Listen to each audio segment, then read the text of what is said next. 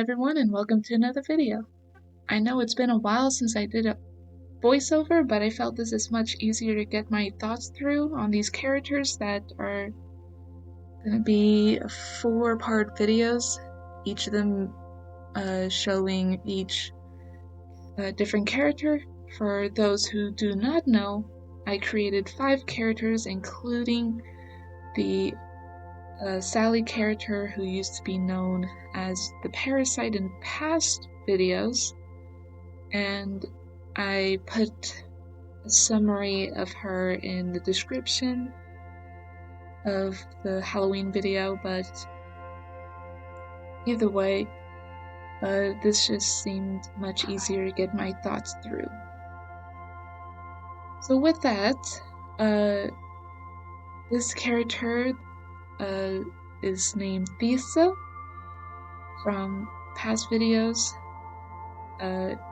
She is the counterpart of Umbri, who, if you remember the last video, or not last, but a video of them in their humanoid form, she's the purple, Umbri's the purple character, and Lisa was the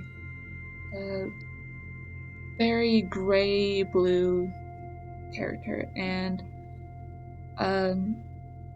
so going over Thesa,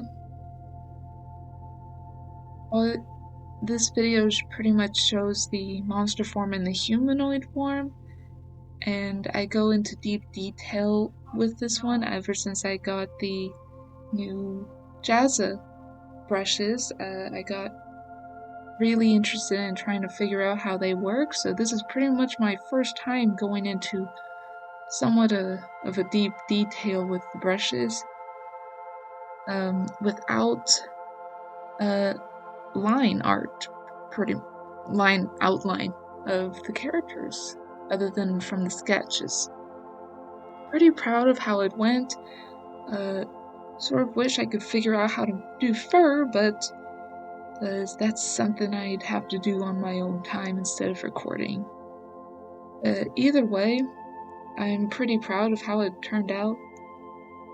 And yeah. So going into who Thesa is, she's the more protective, happy character of the group.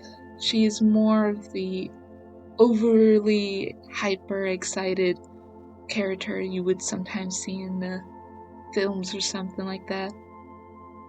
Her counterpart is not like bad, it's not like she's not as protective, but Thesa would be the one who would be initiating the protective part of her if something were to go wrong.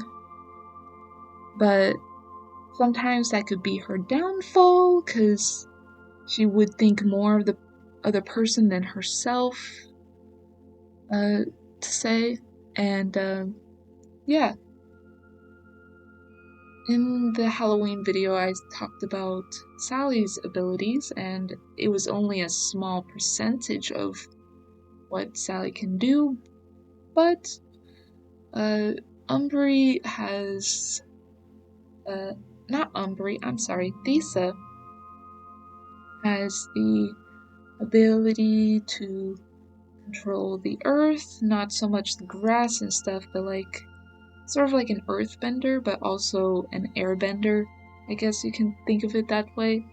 She has the gift of sky and land, which is why her monster form has like the wings that wyverns sort of have, or I guess dragons, but her wings are more mobile on land, if she wants to. But she also has a badger skull for her monster form. She also has like a mask. Each character would have their own sort of mask during, I guess you can say, fights if they were to enter any. But yeah, so the monster hands. You would later see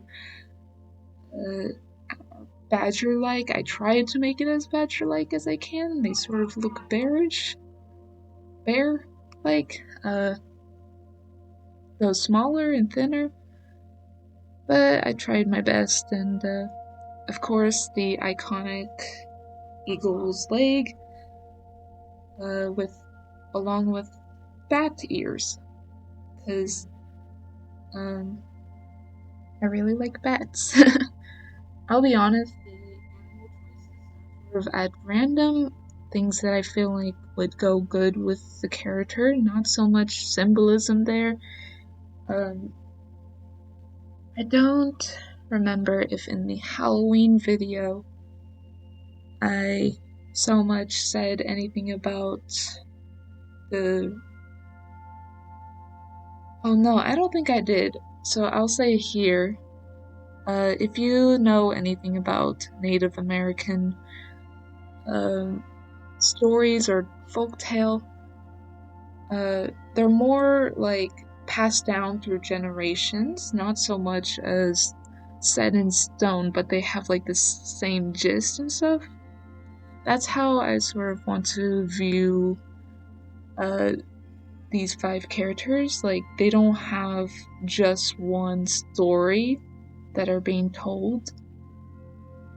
It's a lot more complicated than I really need to go into, but if you were to ever see these characters in like different settings or anything like that, like in space or anything like that, it's mainly because they're in a different story that someone is telling,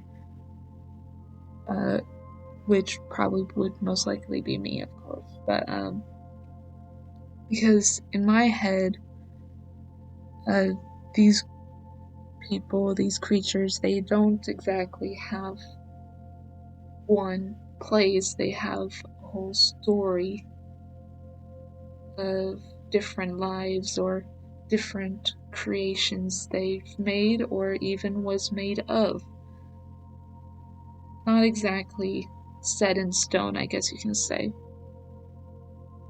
But yeah, with Thesa's abilities, like she can create sort of protective shields with the earth and pretty much make it indestructible, though she cannot be flying if she were to make it on her wings, uh, as like sort of like a riot shield, I guess you can think of it. Um, she cannot be flying if she were to do that.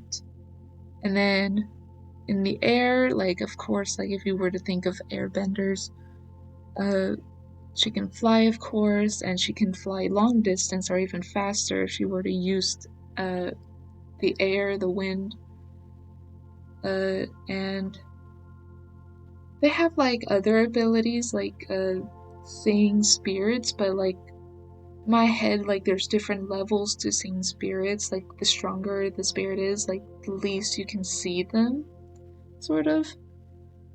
Uh, so like Vista would be able to see. I want to say like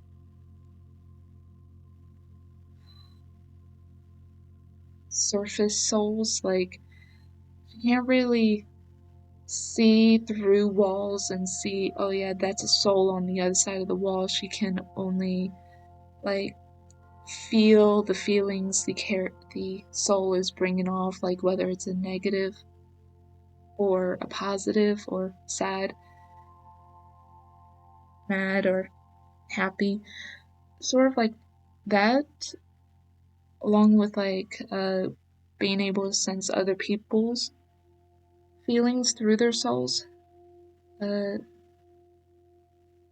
main reason why I I put skulls on all of them, because like they sort of deal with the dead if they really need to or want to, or in some stories they would more or would less.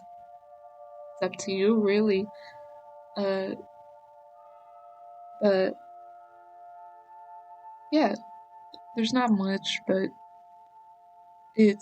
these stories are like continuously growing and evolving. So yeah, I hope you guys enjoyed this video. And yeah, bye!